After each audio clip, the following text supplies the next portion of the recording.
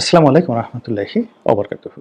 সম্মানিত দর্শক, জাতীয় নির্বাচন কবে হবে এই বিষয়গুলো নিয়ে বাংলাদেশের দুটো ধারা তৈরি হয়ে গেছে। প্রধান রাজনৈতিক দল বিএনপি চাচ্ছে ডিসেম্বর মাসে নির্বাচন হতেই হবে।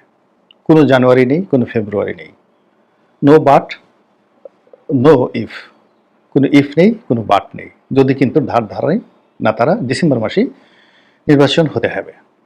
এক। দুই নম্বর হলো যে ডিসেম্বর মাসের সেই যে নির্বাচন, সেই নির্বাচনের আগে কোনো স্থানীয় নির্বাচন হওয়া যাবে না। এবং এই বিষয়টি নিয়ে দলটা এতটা যাকে বলা হয় পয়েন্ট অফ নো রিটার্নে চলে গেছে, তারা বুঝে গেছে যে যদি এই কাজটি তারা করতে না পারে, বাংলাদেশে তাদের রাজনীতির অস্তিত্ব থাকবে না। এবং তাদেরকে নিয়ে যে সকল দুর্নাম বদনাম এখন তাদের প্রতিপক্ষ ছড়াচ্ছে, স্বয়ং তারেক রহমান থেকে শুরু করে সালাউদ্দিন সাহেব, মির্জা ফখরুল থেকে শুরু করে একেবারে ছাত্র দল, যুব দলের প্রান্তিক পর্যায়ে যারা নেতাকর্মী রয়েছেন, তাদের ক্যারেক্টার অ্যাসাসিনেশনের জন্য কখনো এস আলমকে আনা হচ্ছে। এরপরে আর কদিন পরে আওয়ামী লীগের যত সব দোসর তাদেরকে আনা হবে। এমন যদি বলা হয় যে তারেক রহমান সাহেবের সাথে জয়ের বৈঠক হয়েছে, এটাও অস্বাভাবিক কিছু নয়। প্রচারণাটা এমনভাবে চলছে এবং এই প্রচারণাটা চলতে চলতে বিএনপির যে সম্ভাবনা সেটা অঙ্কুরই বিনাশ হবে বলে বিএনপি মনে করছে। ফলে তারা ডিসেম্বরে নির্বাচনের ব্যাপারে এক চুল ছাড় দিতে নারাজ। এক। দুই নম্বর হলো যে তাদের প্রতিপক্ষ কারা? ছোট ছোট দল এবং জামাত এবং ইসলামী যারা সংগঠন, তারা 10 থেকে 12টি ইস্যু নিয়ে বিএনপির সঙ্গে মতদ্বৈধতা করছে। প্রথম বিষয় হলো যে ভোটটি আনুপাতিক হারে হতে হবে। এর কারণ হলো এখন যে প্রচলিত বিধান, সেই বিধান অনুযায়ী যদি নির্বাচন হয়, সেখানে বিএনপি একক সংখ্যাগরিষ্ঠতা পাবে। শুধু একক সংখ্যাগরিষ্ঠতা বলে ভুল হবে, এখানে ভূমিধস বিজয় আসবে এবং ছোট যে দলগুলো তারা আদৌ কোনো সিট পাবেন কিনা সন্দেহ। এমনকি যদি জামাতের মতো দল একটা সিটও না পান, জাতীয় পার্টি যদি একটা সিটও না পায়, তাহলে সেখানে আশ্চর্য হওয়ার কিছু থাকবে না। এটি তারা খুব ভালো করে বুঝে গেছে। কিন্তু যদি সংখ্যানুপাতে ভোট হয়, তো সারা বাংলাদেশে দেখা গেল যে ছোট ছোট দলগুলো সব মিলিয়ে এত ভোট পেল যে একটা বা দুটো সিট তারা সংখ্যানুপাতিক হারে তারা পেয়ে যেতে পারে। যেমন চরমোনাই, এখন একটা সিটের জন্য যদি 2 লাখ ভোট দরকার হয় বা 1.5 লাখ ভোট দরকার হয়, সারা বাংলাদেশে চরমোনাই যদি 15 লাখ ভোট পায়, তাহলে 10টি আসন তারা পেয়ে যাবে।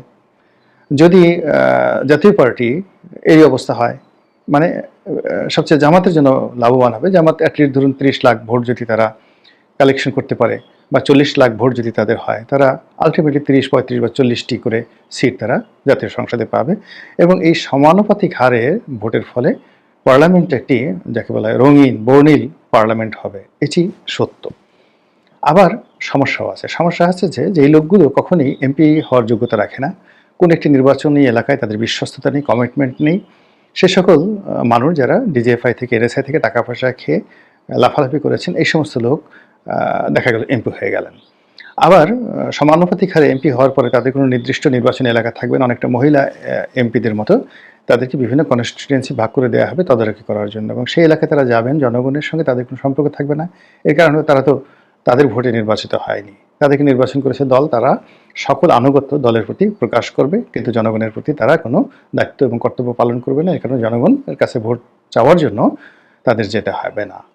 তো এক্ষেত্রে রাজনৈতিক দলগুলো আগামীতে ভীষণ একটা সংকটাপন্ন অবস্থায় পড়বে যদি সমানুপাতিক হারে হয়। এরকম নেগেটিভ অনেক কথাবার্তা আছে, কিন্তু যারা আন্দোলন করছেন যে সমানুপাতিক হারে নির্বাচন হোক, তারা তো তাদের স্বার্থ দেখবেন, তারা তো আর আমাদের স্বার্থ দেখবেন না। তো এরকম একটা বিষয় রয়েছে। অন্যদিকে ডক্টর মোহাম্মদ ইউনূস তিনি একটা দল করার চেষ্টা করছেন। ইতিমধ্যে একটা দল তৈরি করা হয়ে গেছে, আরও বেশ কয়েকটি দল পাইপলাইনে আছে, তারা আসবে।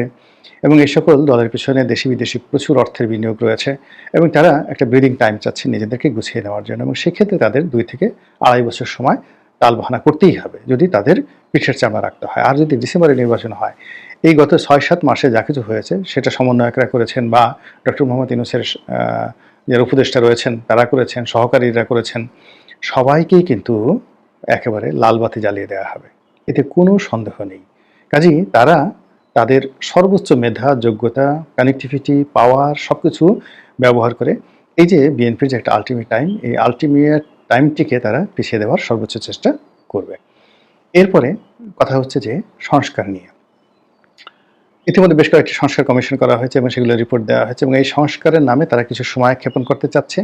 আর এর মূলে তারা যে কথাগুলো বলার চেষ্টা করেছে যে এটা একটা বিপ্লবী সরকার, এই বিপ্লবী সরকারের কতগুলো কমিটমেন্ট রয়েছে। এর কারণ হলো এই বিপ্লবে মানুষ আত্মাহুতি দিয়েছে তো সেই আত্মাহুতির বিনিময়ে তাদের বিদেহী আত্মাকে যারা মারা গিয়েছেন যদি প্রশান্তি দিতে হয় তাহলে তাদের জন্য বা তাদের পরবর্তী প্রজন্মের জন্য যেটি ভালো হয় সেই কাজগুলো তারা করবেন। এখন এখানে রাজনৈতিক সরকার বিভিন্ন সময় যখন ক্ষমতায় আসে তারা খুব তাড়াহুড়ো করে অনেকে নিজেদের আখের গুছাতে চায়, অনেকে পরবর্তী ইলেকশনে কীভাবে জেতা যায় সেটার জন্য সলসা তৈরি করে এবং প্রতিপক্ষকে ঠেঙানোর জন্য যে ধরনের আইন কানুন দরকার সেই আইন কানুনগুলোকে তারা আরও শক্তিশালী করে। আগে যে মন্দ আইন রয়েছে তার চেয়ে আরও মন্দ আইন তৈরি করার ব্যাপারে তারা কোমরে গামছা বেঁধে উল্লঙ্ঘন করে। ফলে স্বাধীনতার পরে বহু সরকার এসেছে এবং তারা কেউ কাজের কাজ করেনি। যেমন দেখুন এখন জেলখানাতে আওয়ামী লীগের যারা নেতৃবৃন্দ রয়েছেন, তো তারা সেখানে বসে সারাদিন ইয়ানফসি করেন এবং তারা ভাবেন ইস আমাদের ক্ষমতা যখন ছিল আমরা তো ইচ্ছে করলে এই জেলখানার এই কেবিনগুলোকে আমরা এয়ার কন্ডিশন লাগিয়ে দিতে পারতাম। ইস আমাদের যদি এইভাবে আসতে হতো। আমি নিজে জেলে ছিলাম, আমি যে রুমে ছিলাম সেই রুমে একসময় সালমান এফ রহমান সাহেব ছিলেন। তো আমি শুনেছি যে সেই রুমে থেকে তিনি সারাক্ষণ কোরআন শরীফ পড়তেন, তেলাওয়াত করতেন আর কান্নাকাটি করতেন এবং বলতেন যে এখান থেকে তিনি যদি ছাড়া পান জীবনে আর মন্দ কাজ করবেন না। কিন্তু কি হলো, 7 দিন হয়ে সারতে পারেনি। জেল থেকে বের হয়ে তিনি কিন্তু তার সেই সাবেক যে কাজগুলো আগের চেয়ে বেশি করেছেন। একইভাবে বিএনপি এবং জামাতের অনেক নেতা জেলখানাতে ছিলেন। তারেক রহমান সাহেবের অনেক ঘনিষ্ঠজন জেলখানাতে ছিলেন। তারা ওখানে বলেছেন যে কি করেছি, না হয় একটু চুরি করেছি, একটু চুট্টামি করেছি, একটু জেনা করেছি, ব্যভিচার করেছি, আর জীবনে এই কাজ করব না, তওবা আস্তাগফিরুল্লাহ সারাদিন কোরআন শরীফ পড়ে ফাটিয়ে ফেলেছে। কিন্তু এই লোকগুলো যখন জেল থেকে বের হয়েছে তাদের সেই সিদ্ধান্ত থেকে মানে ডেভিয়েশন হতে তাদের 5 মিনিট সময় লাগেনি। তো এই হলো যাকে বলা হয় প্রকৃতি এবং পরিবেশের সঙ্গে যাদের মধ্যে রক্তের মধ্যে খারাপ জিনিস ঢুকে থাকে, ক্রিমিনাল বাই বর্ন। অর্থাৎ যে সকল মানুষ অপরাধ করে সেটা যে কোনো অপরাধী করুক না কেন, সে যতই তওবা করুক, যখনই সুযোগ পায় তার ওই শরীরের মধ্যে ওই জিনগুলো তাকে লাফায় যে তুমি এই ধর্ষণ করো, তুমি চুরি করো, তুমি ডাকাতি করো, তুমি মিথ্যা কথা বলো, তুমি ছলচাতুরি করো, তুমি মুনাফিকি করো। এই জিনিসগুলো সৃষ্টিকুলের একটা বৈশিষ্ট্য। আর যারা ভালো মানুষ by born, they are good man, তাদেরকে আপনি যত মন্দ জায়গাতে নিয়ে যান না কেন, চোরের দলে নিয়ে যান, সেখানে বসে বসে সে তাদেরকে ধর্মের বাণী শোনাবে। চোরের সাথে যাচ্ছে, চুরি দেখতেছে, সবকিছু করতেছে, কিন্তু কোনো অবস্থাতে সে এই সমস্ত কাজে অপকর্মে অংশগ্রহণ করে না। এটি হলো ভালো মানুষের একটা প্রকৃতি। তো যেটা বলছিলাম যে এখন যারা বিপ্লবী সরকার তারা নিজেদেরকে ভালো মানুষ মনে করছেন এবং তারা মনে করছেন রাজনীতি যারা করেন ডাফার, তারা লোফার, তারপরে আরও অনেক কিছু টাউট বাটপার, এই লোকগুলো ক্ষমতা আসার সাথে সাথে সব কিছু ভুলে যাবে এবং আরও মন্দ কাজ করবে। কাজেই আমরা সংবিধান সংশোধন থেকে শুরু করে আরও যে সকল ভালো ভালো কাজ রয়েছে এই জাতির জন্য কল্যাণকর, এগুলো করে যাব। এরপর আর একটা বিষয় রয়েছে, প্রত্যেকটা মানুষই অমর হতে চায়। এখন যারা এই ক্ষমতায় এসেছেন তারা ক্ষমতা লাভ করার পরে, যেমন আসিফ নজরুলকে নিয়ে কথা হচ্ছে, ট্রল হয়। আসিফ নজরুল বিভিন্ন সময় বলেছেন, ইস আমি যদি কোনোদিন মন্ত্রী হতে পারতাম, আমি এটা করতাম। এখন এগুলো নিয়ে হাসি তামসা হচ্ছে, বিকজ এখনো পর্যন্ত তিনি তার সফলতা দেখাতে পারেননি। তো সব মানুষই সফল হতে চায়, সব মানুষই তার জীবনের যাকে বলা হয় শ্রেষ্ঠ কাজটি রেখে যেতে চায় যেন তার মৃত্যুর পরে তাকে স্মরণ করে। এখন এই যে যারা উপদেষ্টা, তারা বুঝতে পারছেন যে তারা যে কর্মকাণ্ডগুলো করেছেন এই কর্মকাণ্ডের ফলে তাদেরকে নিগৃহীত হতে হবে, লাঞ্ছিত হতে হবে, অপমানিত হতে হবে, পালিয়ে বেড়াতে হবে এবং আরও অনেক কিছু। কাজেই তারা একটা ব্রিদিং টাইম নিয়ে সম্মানজনক একটা তাদের ক্যারিয়ার তারা গড়তে চাচ্ছেন এবং সেই জন্য তারা দরকার হলে ঝুঁকি নেবেন। এর কারণ হলো তাদের বক্তব্য যে আমাদের যা হবার তা তো হয়ে গেছে, এর চেয়ে আর খারাপ কিছু হওয়ার আর নেই, আর আমরা ক্ষমতা ছাড়লে আমাদের কী হবে তাও বুঝে গেছি। কাজেই যখন এটা হবে আমরা দেখতে চাই যে কী হবে। এই জন্য বিএনপি যত কথাই বলুক না কেন, তারা তাদের যে কাঙ্ক্ষিত মাকাম, একটা গন্তব্য তারা তৈরি করেছে, সেই গন্তব্যে তারা যাবে, যে অভিষ্ট লক্ষ্যে তারা পৌঁছানোর চেষ্টা করছে সেটা তারা করবে এবং সেই কাজ করার জন্য যতই রকম কৌশল দরকার, যত রকম কথাবার্তা বলা দরকার, যত রকম রাজনৈতিক কুটচাল দরকার, যত রকম শক্তি প্রয়োগ দরকার, অভিনয় দরকার, নাট্যমঞ্চ তৈরি করা দরকার, সব তারা করবে।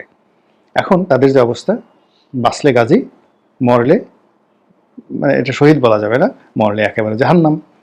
তো মরলে যদি জাহান্নামে যেতে হয় আর বাঁচলে যদি গাজী হওয়া যায়, তাহলে গাজী হওয়ার জন্য তাদের বেঁচে থাকতে হবে এবং সেই চেষ্টা কিন্তু তারা 10 হাতে করছে।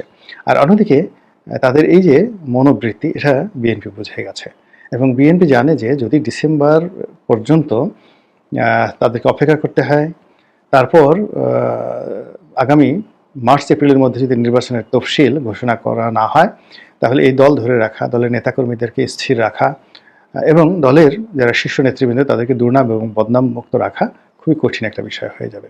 এর বাইরে সমাজে নানা রকম অপতৎপরতা শুরু হয়ে গেছে।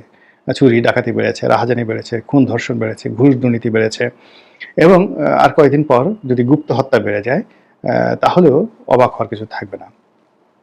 এবং সেই গুপ্ত হত্যার মধ্যে বিএনপিকে ফাঁসানোর জন্য বা বিএনপিকে বিরাজনীতিকরণ করার জন্য তার প্রতিপক্ষরা যদি মাঠে নামে সেটা সামাল দেওয়ার মতো অবস্থা এখন বিএনপির নেই। তো কাজেই বিএনপিকে নির্বাচন চাইতেই হবে, তাদের বাঁচার জন্য, তাদের অস্তিত্বের জন্য তাদেরকে নির্বাচন চাইতে হবে এবং এটা ডিসেম্বরের মধ্যে। জানুয়ারিতে যদি চলে যায়, ফেব্রুয়ারিতে যদি চলে যায়, তাহলে বিএনপির হাতে আর সেই চাবিকাঠি থাকবে না, এটি চলে যাবে অন্যের হাতে, তৃতীয় পক্ষ, চতুর্থ পক্ষ, পঞ্চম পক্ষ, এমনকি আওয়ামী লীগের হাতে। কাজেই এই যে একটা টাগ অব ওয়ার চলছে, এই যুদ্ধ আমাদেরকে কোথায় নিয়ে যায়, কোন পর্যায়ে নিয়ে যায়, সেটি এখন দেখার বিষয়। মহান আল্লাহ রাব্বুল আলামিন আমাদের সবাইকে হেদায়েত দান করুন এবং হেফাজত করুন। আসসালামু আলাইকুম ওয়া রাহমাতুল্লাহি ওয়া বারাকাতুহু।